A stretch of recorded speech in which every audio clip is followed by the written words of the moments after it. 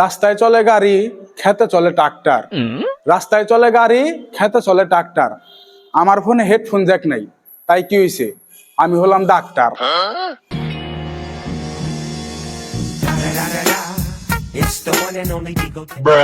সরকারি হাসপাতালের ডাক্তার আমি। 2টা পর্যন্ত এত এত রোগী দেখি, শালার টাকাই চোখে দেখি না। বোরিং চাকরি, করান লাগে তাই করি। 2টার পর শুরু করি আসল খেলা। প্রাইভেট ক্লিনিকে বসি, রোগী দেখলেই 500, জনপ্রতি 500 টাকা। এখন কইতে পারেন ভিজিট এত বেশি নেই কে? আরে ভাই, 2টা পর্যন্ত না খাওয়া, এখন খালি কি কম করে খামু? বেশি করে খামু। হাই হেরে, আমার তো রুগী দেওয়ার টাইম হয়ে গেছে। বাইরে আমার 500 টাকার সিরিয়াল গুলো হার রয়েছে নোটের। ওই এক এক করে হোক। ডাক্তার সাহেব, আমার তো জ্বর হইছে। দাও আগে 500 ভিজিট দাও। 500? 100 টাকা কম নেওয়া যায় না? কম তো নেই, কিন্তু এখন না, পরের বার। এই দেখো, প্রথমবার 500, দ্বিতীয়বার 400। এই যে নাও, এই ওষুধগুলা খাইতে দেখো, 2 দিন পর আবার দেখা করো। আবার দেখা করুন কে? আবার দেখা করলে না আমার 400 টাকা দিবেন না? জন্না ছাড়লে দেখা করবা না? আর জ্বর সারলে? ও, তো ভুল হয়েছে, খারাও না, পাটা কাইটা দিলাম। এই যে নাও, এখন যদি সারা যায় তাহলে দেখা করার দরকার নাই। দেশে ডাক্তার বেড়ে যাওয়ায় কম্পিটিশনও বেড়ে গেছে। এখন রুগী করি কাস্টমার বানাইতে হইব, চুর কইরে বানাইতে হইব। ডাক্তার সাহেব, রুগী আয় বলছে। ওই ক্রিটিক্যাল সিচুয়েশন। তাড়াতাড়ি টাকার বান্ডেলটা পেটে শোয়াও। কি কিসের বান্ডিল? এ মানে রুগীটারে পেটে শোয়াও। ठीक है। এবার কও কি হইছে ওনার? ওনার প্যান্ডের চেনে নু। ওই দাঁড়াও, বুঝছি, সেন্সিটিভ ইস্যু। দাঁড়াও, করে টেস্ট লিখে দিতেছি। এই টেস্ট গুনা করাই নিয়ে আসো। আবার টেস্ট? চেন আটকালে কি আবার টেস্ট করতে হয়? আসলে কোনো রোগকে সহজভাবে দেখা উচিত নয়। সকল সহজ রোগের ভিতরে জটিল রোগ লুকায়িত থাকে।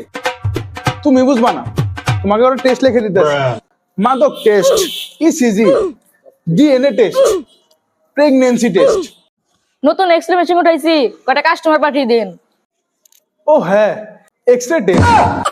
স্যার এক্সের কেন? আমার তো কোনো ভাঙে নাই। ওই মেয়ে, তুমি এত বেশি কথা কাউকে, ডাক্তার তুমি না আমি। যাও টেস্টগুলো করে নাও।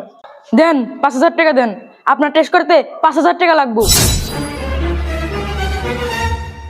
5,000 পরে আগে আমার ভিজিট 500 দিয়া নাও।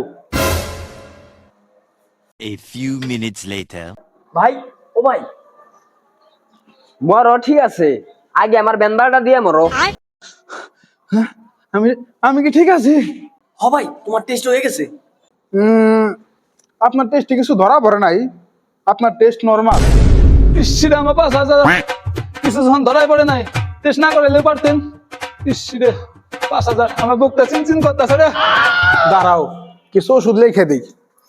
একটা পেনকিলার ইনজেকশন, একটা প্যারাসিটামল, না একটা নাপা। হ্যালো নাপা, আমার কমিশনটা ধরে রেখো। তারপর এইটা, তারপর এটাও, তারপর এটাও, তারপর এটাও। আই হাই রে, আসতে লেখো, লেখতাছে তো লেখতাছে। ওষুধের যে দাম, চিকিৎসার কথা আমার রাস্তায় ভালো লাগবে। ওই ওষুধের পর্ব শেষ, এখন অপারেশনে আহি। কি চেন আটকালে আবার অপারেশন করার লাগে? আরে মেয়েটা তো সেন্সিটিভ জায়গা, একটু এদিক সিদিক হইলে পরে বংশের বাড়তে চাইলে পারবা না। যাও ক্যাশ কাউন্টারে 10,000 টাকা জমা দেহ। কি 10,000? ও সরি, 20,000 টাকা জমা দেহ। অপারেশনের জন্য ক্লিনিকে আবার 1 সপ্তাহ ভর্তি থাকা লাগবে।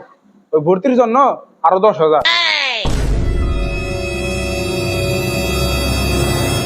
আব্বে হালায়, তোমরা ডাক্তার নাকি ডাকাইত? আমার মুসলমান তো একটু টাকা লাগে নাই, ছোট টাকা নাকি চেন প্ল্যান কাটিতে উঠাইছি।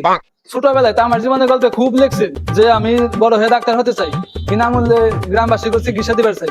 স্যাররা তো দেই হাই ইমোশনাল হয়ে গেছে গা, 10-এ 10ই দিয়ে দিছে। আর এখন ডাক্তার হয়ে চিকিৎসা তো দূরের কথা, রীতিমতো ডাকাতি শুরু করছেন। আব্বে হালায়, ডাকাতটা তো ভালো আছে, রাইতের রাতারে চুপি চুপি ডাকাতি করে। আপনারা তো শুরু করছেন ওপেনে, তাও চেম্বার খুলে। আব্বে হালায়, জনগণ তো রোগ দিয়ে ধরে না, তোমার মতো ডাক্তার দিয়ে ধরায়। গ্যাস্ট্রিক ঠিক করানোর নামে সরল দেহে হার্টের রোগী বানিয়ে দিলেন।